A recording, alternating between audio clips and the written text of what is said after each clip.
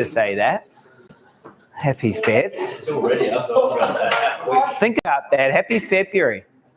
1/12 of the year. What was that? 8%?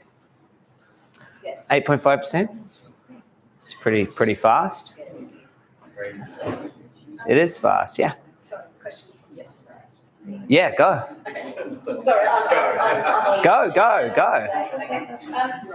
You have fast and slow medium ways of getting to buy stuff. Yeah. So the first one was add video calls. Facebook add video calls. This presentation, this attached presentation, that's the recorded video, isn't it? Yes. Right. So the webinar in the next stage down, that's email webinar.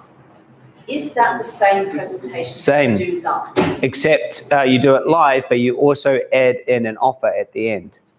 So you switch out the calendar for a stack. That's right. But we're going to be talking about presentations today. So these are good logical questions because it's exactly what we're going into today. Do you know what I mean? No, that's what you should be thinking now because that's what we're about to do. Yeah, 'cause That's today. Is that a whole other video, a whole other presentation or not? Okay, good.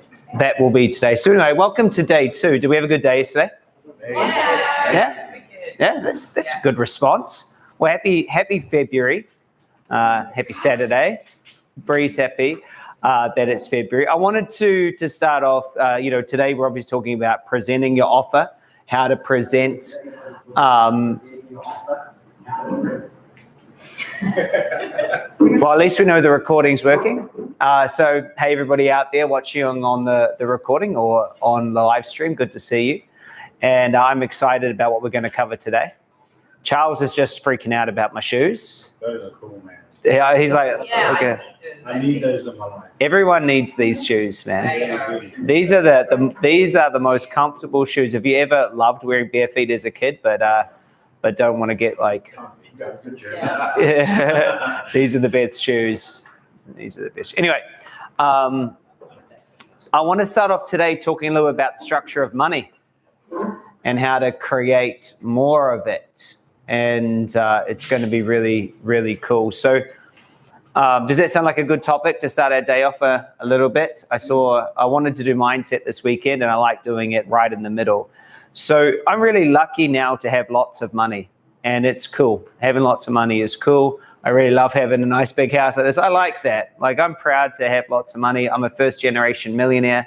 The first one in my family to cross the line. But for me, I grew up working class. Did anyone else here grow up working class? And I think working class comes with a lot of assumptions that really,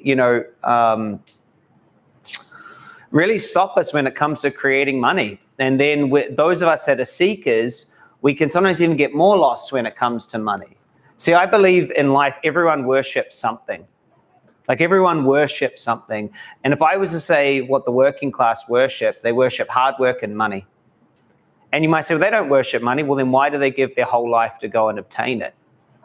And it's an interesting question because there's a time in your life when you were a child and you got told you can't have that because we don't have enough money. Or I have to go to work, even though it's school holidays, I have to go to work. I would really like to spend time with you, but I have to go do this other thing because I have to go get money. And then at some point in your life, you got a job and you joined the working class and you wanted to be playing with your friends, but instead you had to be at your new job, mowing the lawns or doing the chores because you had to get money. Money feeds you. Money puts a house over your head. Money, it's everywhere. It's there. And this was really interesting. It was such a difference when I hung out with billionaires, is this wasn't a focus at all. When I got to spend time, and it's only been a couple times, there's only 2,200 billionaires on the planet. I know Bree's hung out with one as well, one of the most famous ones. Most of them aren't famous. There's 2,260 of them, 8 New Zealanders, the Kiwis, 36 Aussies. And out of those, what's really interesting is 63% of them are self-made. That's 2/3. That's really interesting to me, meaning they all started out working class and found a way to get through because a lot of us think there must be something else out there. So it's really interesting to think about those people, someone like J.K. Rowling or Mark Cuban or, Oprah Winfrey or these people that we know, the famous ones, but then there's a whole heap of others. So anyway, I started to really obsess about, the structure of money. What is money?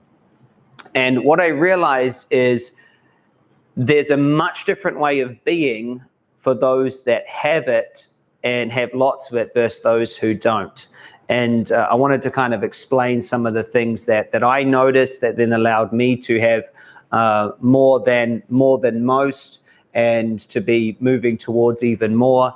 And then what I saw about people and myself when I wasn't able to have it, because it's a very, very, very big difference. So the first thing that I got taught in working class was I got taught that you don't love your day, that you must sacrifice for later.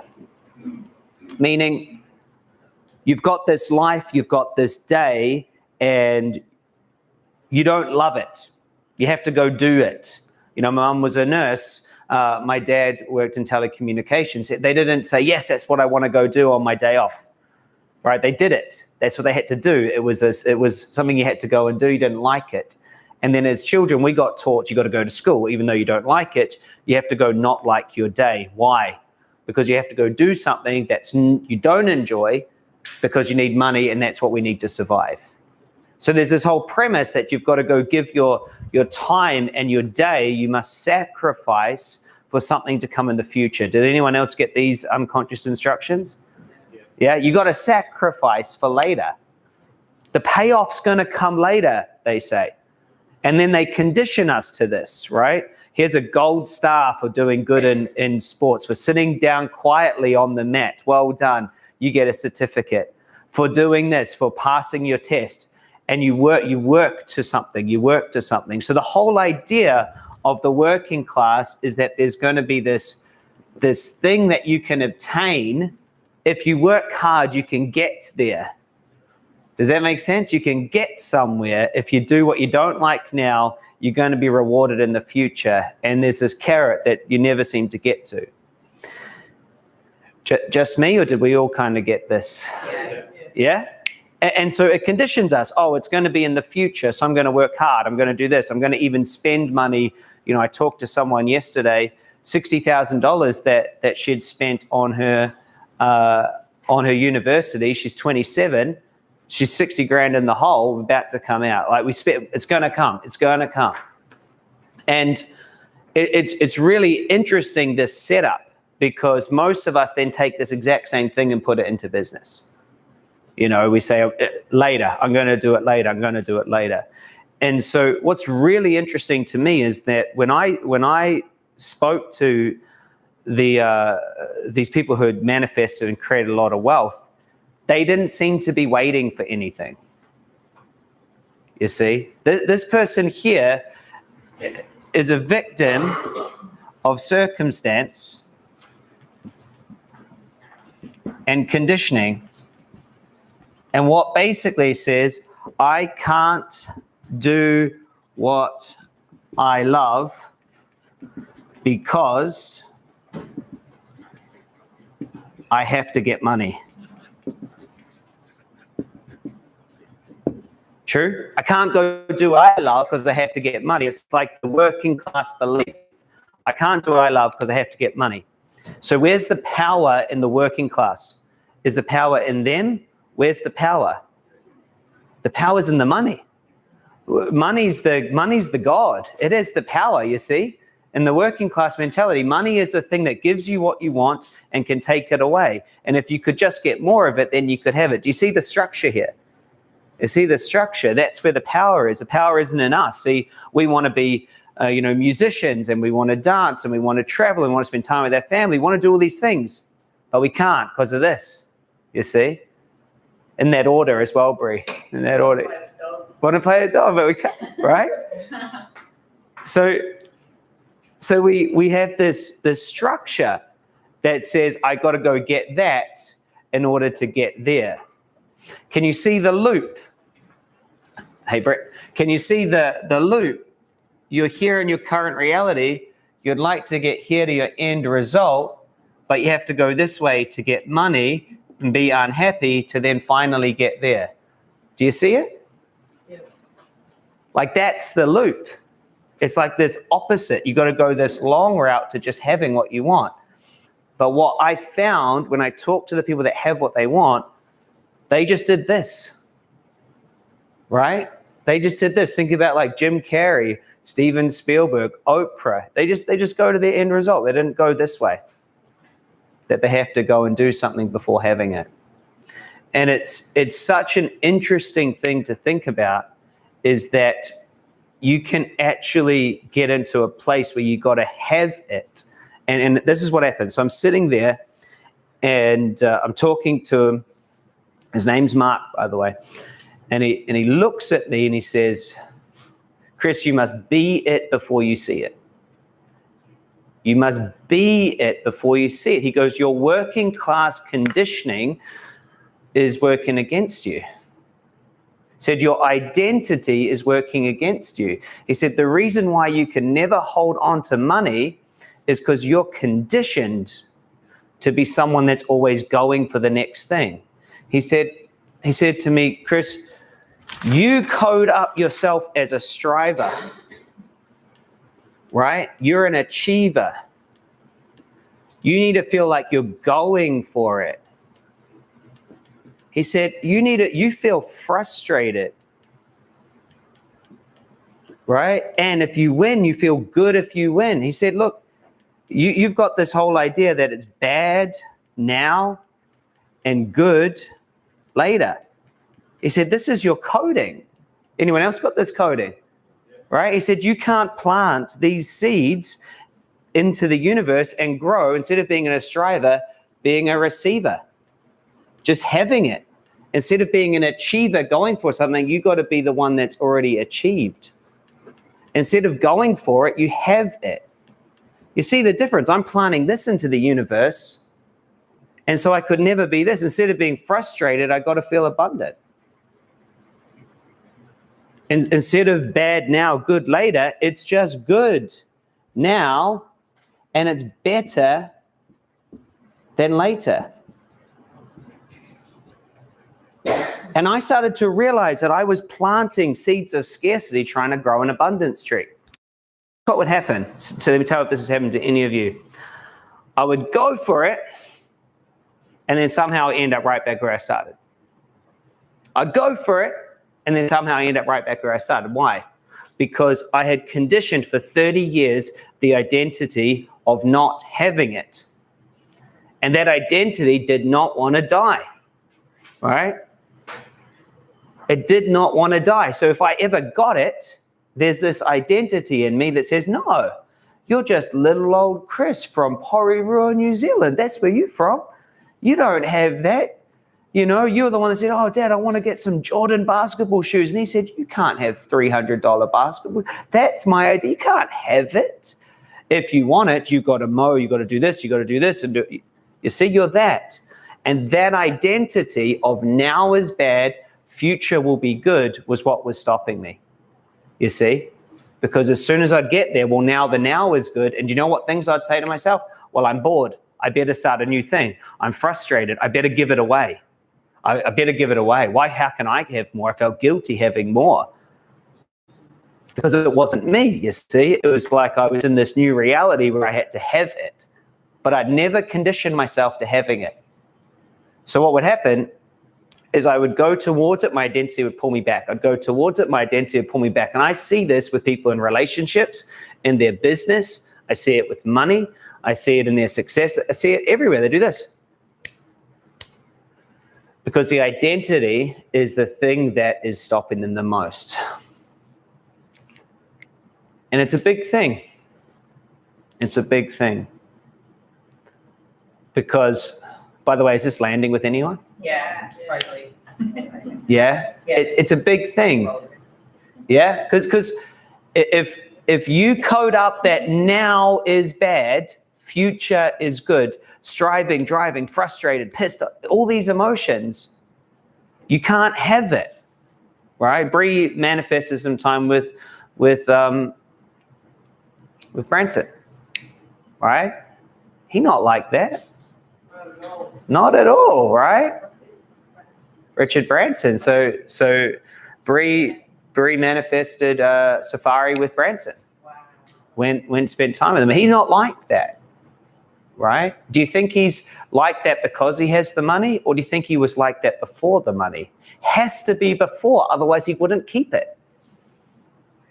See, we look at people who have achieved, and we think that because they have it, that's how they became. But they're just in love with one thing, and that's the now. So we look at, Bill Gates, and we think, wow, he spends all this time reading. He goes on Think Weeks. No, he did that first, right? He did that first. He was doing it first. And then that was the result. They don't change when they get there. Bless you. They don't change. And that's the interesting thing, is you've got to be it now. And so there's a way to do it, and I want to explain it to you, because this is what changed a lot for me. But just having the awareness that you gotta get to it now, because otherwise you'll just keep coding up that something's going to come into your life to change the now.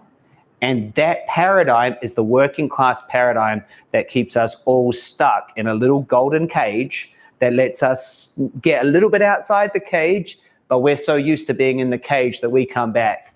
They can literally leave the door open to your freedom, and you're just like that bird that just stays inside the cage because the cage is what you know. Does that make sense? This is just what you know, and it's not your fault. We have up to 7 generations of patterning coded into our DNA through emotions, through thought patterns. So it's there. Then between the ages of 0 and 7, you have no conscious facility. So you code up every single thing that's given to you from your parents, from your teachers who have jobs, who are stuck, who are not enjoying what they do. You spend your whole childhood around people who are sacrificing the day for something future, for some future, sacrificing the day, saying they don't love it. Make sense?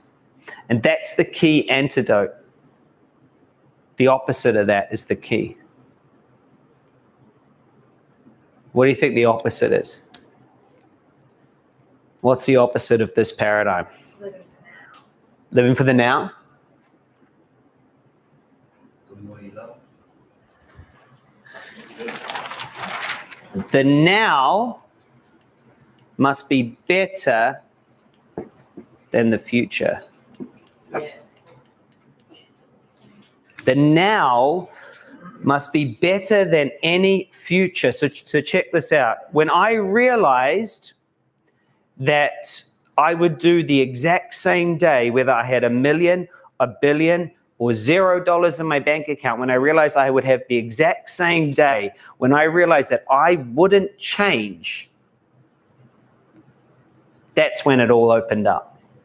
When I truly realized that I'm just as happy now as I'd be with an extra 10 million in my bank, then it was there. See, my day would be the same if I lost it all. I'd have a smaller house. I'd have to walk my dogs myself, right? I would have the same day. I would have the same day. I would still wake up and have coffee with Harriet. Sure, I might not be going out and I'd have that. I'd do my meditations, my manifestations. I'd walk on the beach exactly the same. I would connect with you guys. I would put videos out. I would inspire. I would run a business. I would speak on stage. That's my day. You see? If there's $1 million in my bank, which there is, if there's 3 million, which there will be, there's 10 million, which there's going to be, it doesn't change my day. My day's better than any of that. Does that make sense? It's not going to change me. And you've got to find that. And it's the most important thing. When you find that, then, oh, cool. Scott messaged me last night. He goes, bro, we just did double the amount of sales this month than last month. I'm like, sweet. I wake up. I do my meditation. I'm speaking with you guys. I'm doing my YouTube video. I'm reading my books, right? He rings me a few weeks ago. Chris, all of our Facebook ads have been hacked. All of our clients are getting money taken out of their account. Oh, I wake up, I do my meditation, I do my video, I'm the same. I feel just the same. Does that make sense? You're out of emotional alignment. The working class is out of emotional alignment with their goals because they believe when they have their goals, life will be better. I know it's hard to swallow that information, isn't it? Because you know what? The personal development world tells us the opposite. It says, what would your life be like if you had a Ferrari? What would it be like if you had this? What would it be like if you had a 10 million in the bank? It'd be exactly the same. If you've gone and bought a flash car before, you know that very soon it just becomes the car. Right? When I first got this house, I was like, holy shit, I got my own beach. I got a freaking pool. This is epic. 6 bedrooms. I'm going to have a video room and this room. I got my equipment out there. Oh, this is so good. Now it's my house. I'm already thinking about the next house. Right? Because that was my conditioning, to be thinking about the next house. You must be it before you see it. And this is the number one most important thing we must unplug from. The personal development world does not help us. You go to an event and they literally condition this even more. They say, now's not good enough. You need this diet. Then you get an amazing body. You should feel so good, but you don't. Well, now, that bit's not perfect. I still don't love myself, My life sucks now. I need a business. Well, then you get a business. Oh, well, this just sucks in a different way. True? It's because we haven't mastered the now. We are still a victim to circumstances. The circumstances are the thing we're trying to change. And it's like this. It's like, we go to the doctor and we write out all of our problems. And the doctor says, hey, no worries, cool. Give this one to your mother. Here's a prescription. Give this one to your best friend. Give this one to society. And expect all of them to change, and that's going to change you, It's really interesting. It also reminds me of that, that story. There's that guy, he's lost his keys, and he's looking for it in the dark outside, and he's looking for his keys. And he can't find his keys, so his neighbor comes and starts helping him. They're looking for the keys in the dark. They can't find it. So the neighbor says, well, where did you drop them? He says, I dropped them inside. So I dropped them inside. And then, well, why are we looking outside? He said, well, it's dark in there. I needed light to look. You see? But how many of us are looking outside of us going, oh, it's a new job, it's more money, it's more this, it's more that, right? Because it's darker, it's harder to look inside, and go, well, I can have it now. I mean, isn't it ridiculous for us living in Australia with Wi-Fi, a fridge and a freezer, roof, all of us have shelter, all of it, to still not be able to feel abundance? Just imagine a moment where you go back to your ancestors 110 years ago, right? Keith will tell you. And you go back there, and you say, oh yeah, life is so hard. I have to press a button to wash all my clothes. On a hot day, I just go to this thing which actually has cold ice cubes. Oh, you don't know what ice cubes are? Well, we've got water and made it real cold, so when it's 40 degrees we can still have a cold drink, right? Like just the small things that we're like, whatever, man. Of course they had freezers back then. No, they didn't. That's not a thing. Oh, we get to sit in air conditioning, right? Just the level of abundance that we still haven't allowed ourselves to accept, right? The question we have to ask ourselves, if we really look at ourselves as a species, is when will we just go, hey, you know what? Should we live for now? Every single generation thinks there's something we're going to improve, something we're going to do, and then we're going to reach the promised land, right? Then we can be abundant. And it is true, isn't it true? Once we get this, I wonder how many times our ancestors thought, man, I could just have a car, I wouldn't have to use this horse and cart, man. If I could just take the fire from outside, and if I could just cook my food wow. Just think about the basic things we have now, but we're still, aren't we? Oh, Chris, if I had $1 million business, then I'd be happy, right? Or if I had this. And that is the reason why we can't have it. Does that make sense? That's the reason why, is because we haven't conditioned ourselves to already having it and being it. If you don't have the ability to find abundance in the fact that you can have a nice cold drink on a hot day, and walk down to a freaking beer. Who's not from Australia in this room? One, two, there's 4 of us, 5 of us, right? If you can't feel the abundance here, that you can get an ice cold drink and walk down to a beautiful beach for free, you're missing it. There's no money that can give you that. True? There's no, you can't, you still, that's the thing is you have $1 million, you know what? You might just have someone else get you the drink. You'd still have to go and do the moment. But have we practiced doing the moment? That's the thing. We don't practice it because we sit and practice, future's going to be great. Future's going to be great. And it's the opposite that will set you free.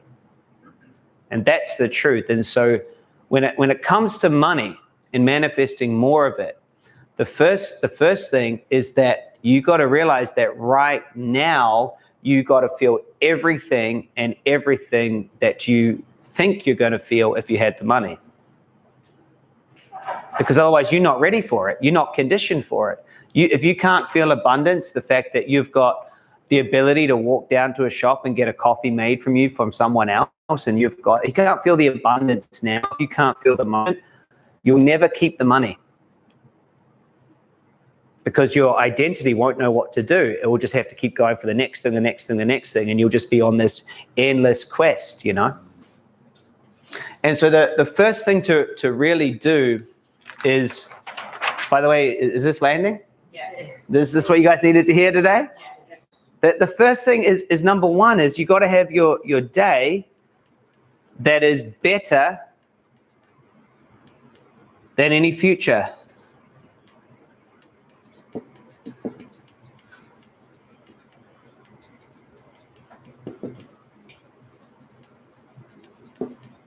Your day needs to be better. There's no better day than I could have than what I'm having right now. You know, musicians should always play music, you know. Warren Buffett's 89 years old. He's the 3rd richest person on the planet, and he still thinks about making money. Because that's just what he does. That's him. That's what he does. He's doing it, you know. Like Michael Jordan played basketball, right? Had to play basketball, retired, so then he bought a basketball team. Right? So now he owns one. He's got to do basketball. That's what he's got to do, you see? But what does the working class do? The working class says, well, I'm going to do this for now, and then I'm going to retire. Well, what am I? Who am I? You see, what's life about? And so the first thing is your day that you have now needs to be better than any future day. And you've got to choose to have that day structured in the exact way that you would still live that day, as a good metaphor, as a billionaire. You'd live the exact same day. What do you do when you wake up? How do you serve the world? What sort of exercise do you? What is your day? And then you will realize when you get this that you can already have your day. You can already have it. And what's more important than that? There's nothing. Because every single day, if you could end the day going, you know what, if I died tomorrow, that was my perfect day. If I make $1 billion, I'm still going to do that day. That's when you got it. That's my day. That's what I'll do. That's when you're unplugged from your working class conditioning. When you just have your day, what would you do? Spend time with your family. If that's what it is, you would do this. So what I'm doing right now, this is what I'm supposed to do. I am a speaker. I'm an inspiration. You can probably feel my energy when I'm talking on this topic versus the business topic. This is what I'm supposed to do. People ask me, they say, Chris, why are you shifting more into the mindset stuff? Because that's what I'm supposed to do. And you find your thing and then you do it. The next thing is you must feel the way you must feel it now. You cannot be in scarcity and frustration and all these feelings if that's not how you would feel if you had your more money end result. I'm not going to tell you how you should feel. They just got to match up. And here's how you know. If you made all the money you want to make, would you feel different than you feel now? And if the answer is, well, yeah, I would, well, then you got to get into that feeling, whatever it is. I don't agree with the 22-year-old essential oil selling millennial sitting on a hill in Bali with taking their Instagram photos telling me that I have to feel abundance in order to make money. It's just not true.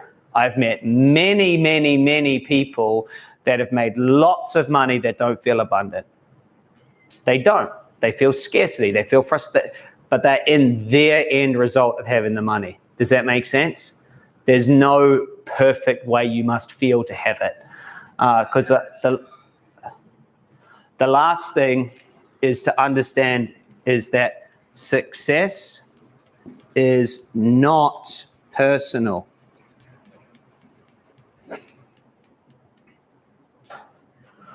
We have been told that success is personal, that we must improve ourselves, develop ourselves, all these things. It's just not. It's just not. Success is being able to set out something that you want to achieve and then achieving it, right? That's success. So I'd like to have that, and then I achieved that. That's success. And that isn't personal. It doesn't require you to be anything, because you can try to be all sorts of things. I know people who are not smart that have really big businesses. How many of you know someone that's not as smart as you that have a bigger business than you, right? It's not about being smart. You know, I know people that are really smart and have business and great success, and people not. So it's not about smarts. It's not about the perfect emotion. It's about understanding the structure of anything you want to create, okay? And then it's being in that structure. So the last thing that I wanted to share on this topic is that there's a structure for money. There's a structure for it. It doesn't need you. First off, here's what it doesn't need. It doesn't need you to be a certain way. You just got to be in your end result, whatever that is. Money doesn't have a rule. There's no code you can download. There's no amount of ayahuasca you can take that will mean money just flows to you. Those are all things you can do, but they just don't, and you can expand yourself. You don't need to embody it, or you just got to be you, and then understand that any success you create has nothing to do with you. It's a structure. And this is a really hard thing for people to get their head around. Is like, you can be 100% you, feeling the way you feel, and you can create whatever you want. You don't got to be anything other than you. And when I say this, people sometimes I get conflict with that. But Chris, didn't you just say, like, I have to be in the end result of it? Yeah, you be in the end result. That's it. You live your life, live your perfect day, and anything you want to create is a structure. So can anyone tell me the structure of creating money? Did anyone's heard me say this before? How do you get more money? Good. You guys are going to be like, oh, that's right. Money's going to flow to you if you add value to another human being in a way they want to pay for it.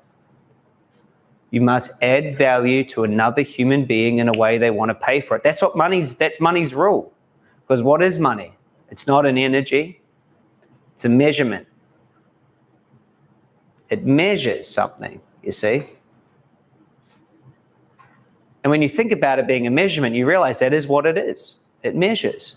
I agree, that it used to be a lot cleaner when it was attached to the gold standard. And, I understand there's the Federal Reserve that's its own company. I'm woke, I get it. But when you think about it, money is still a measurement, and we all have units of this measurement. How did we get it? We had to add value to another human being in a way they wanted to pay for it. A lot of us did that to start off with as jobs. There was an employer, they needed something done for them. That was the value they wanted. They wanted to pay for it in this way, and we come and did it. That's how we got the money. You see, in business, there's someone over there, a human being, and you've got to give them the value.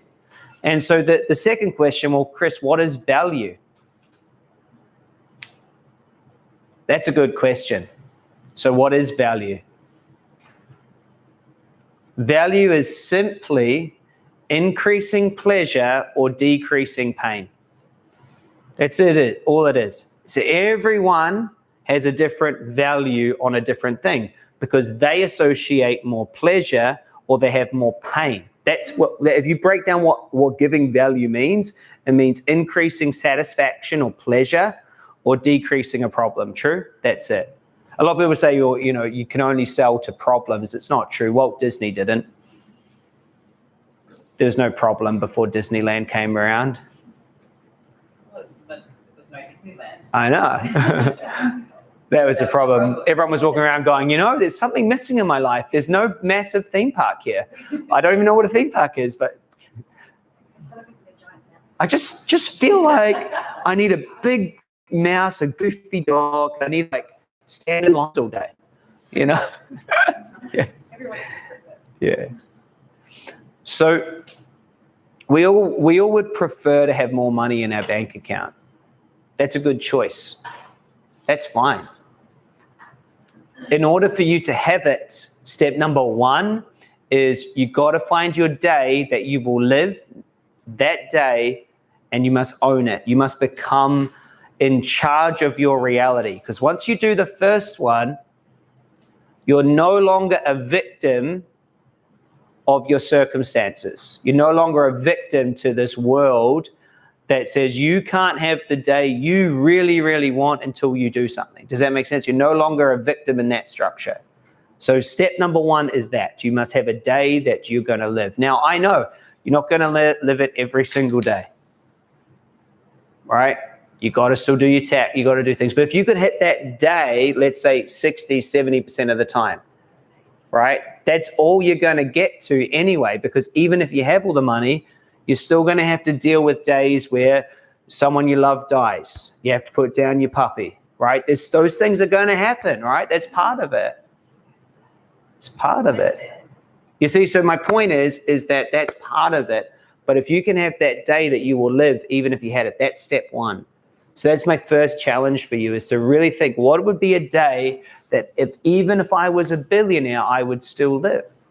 Money was no object, if that's a better way to put it, rather than billionaire. What would I do? What would I spend my 16 hours of waking time, right? Unless you're mental and you only sleep 4 hours. What would you spend your 20 hours? Whatever you do. What are you going to do? What are you going to invest that time into? Because you get 360 something, 64 or 65, depending which year you get. That's how many you get of those, right? Each year. So, and that's a great measurement. In my opinion, there's two really good measurements we have. One is your day, one is your week. I never, ever have a bad week. Some days I have some crappy days. But you're never going to have a bad week. And you just got to own that measurement, because they do stack up. And having that day, I promise you, there's not a single one of you that can't have your ideal day now, exactly how you would have it, except some BS excuses you've given yourself. The second thing is you must be it now. Once you fully get into a place that the now is better than the future, then all of the resistance is no longer there. You can just have it. And what I mean by this, a lot of us reject where we are in life. We reject circumstances we have. And here's what it looks like. We push against it. And it's like a pendulum. We push it, it comes back. We push it, it comes back. I don't like being broke. I don't want to be in my job. I don't want this. And so we push it, right? And as we push it, guess what? It keeps on coming back, because we're the one giving it energy. Instead of saying, you know what? I'm happy with this. I'm happy with my messed up relationship with this person. I'm good. It's so good. You hold it, then it loses its energy. You're no longer resisting, because in resisting something, it owns you. There's this little cute saying, because it rhymes, what you resist will persist. It's nice, it's kind of cute. Got a rhyme, people like it. But I think it's more than that. What you resist owns you, because you're thinking about it so much. A lot of people resist failure, being broke, being single. They resist having a divorce so much that they're not choosing love anymore, not choosing their life, right? And so it owns them. They're so scared of judgment, or scared of what the world will think, or scared of what dad might think, or the high school bully, or this, or they're so resist. It's still there in their field. And so it's still taking up their energy, and they've got to realize, you know what, I'm the one giving it energy. It keeps coming back, instead of going, you know what, I'm cool with it. And then when you finally bring it in and you feel good now, even with whatever's in your current reality, that's when you get into choice. Because you realize that your what you want to manifest won't change you. that's when you can do step 3. And instead of going, hey, I'm going to have this and I'm going to be loved by the world, you know, real controversial guy, right? You know, he's in charge of the United States. Controversial dude. But what I can respect about him is he can manifest. I think he's married 2 supermodels, made a lot of money. Everyone on the planet knows his name. Reality TV, property, and then somehow, against all odds, I mean, when I first heard he was running for president, I thought it was a Simpsons joke. I thought it was a joke. But then he made it happen. Because success is not personal. It's not personal. It's not about, you know, he didn't have to self-develop himself, right? He just bees himself. What a great example of just being controversially a dude, you know, being him, but still being able to manifest what he wants, you know? Pretty interesting stuff. Yet most of us, when we think of, you know, manifestation, we know we're going to go listen to, you know, someone who's written a book, you know, that, you know, has got a few $1 million to their name or something, and they haven't really done. But that, you know, when I think of someone who really manifests what they want, bends the world to what they want, that's the type of person, you know, I think, wow, that's interesting. At least don't have to agree with anything. But think about Oprah. Like, she didn't have to fix herself, right? Because success wasn't personal. She just made it happen. You know, Steve Jobs had a whole thing going on about being adopted, right? Apparently wasn't a super nice dude if you've read his books and stuff. Apparently, I never met him, so you only hear the stories, but still was able to create. You know, Michael Jackson, right? Didn't work on himself. You know, he was just him. He was just it. You see? All sorts of, so I'm trying to say is you can be it now, right? Like, in your total incompleteness. I use Lady Gaga as an example. I think she's incredible. We went and saw her live. She's incredible. And, you know, she cried before she went out to Madison Square Garden, sold out, cried because she still felt like a loser, felt like she was going to, right? And so the point isn't to say, hey, let you know, feel like that. The point is that success isn't personal. You don't got to fix you to have it, you know? It's interesting, you know, just to finish this up, it's just really interesting to me how much the working class mentality is holding us captive here, you know? And to bring it right back round is working class says, now is not good. Work hard, you're going to get a goal, you're going to get this future that's better. But that conditions us to never being able to have it. True? And so you gotta have it now. So look, I'll let that sink in. If you're watching on YouTube, I hope that you enjoyed that. We'll switch over to Zoom for the rest of the day.